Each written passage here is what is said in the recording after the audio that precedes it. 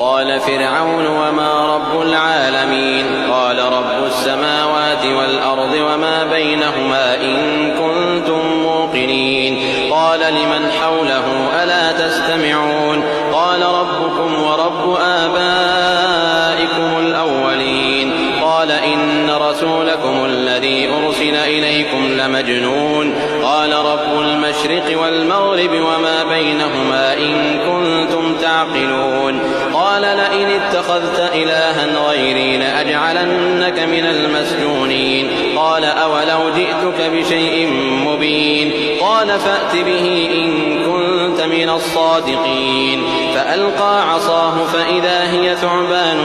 مبين ونزع يده فإذا هي بيضاء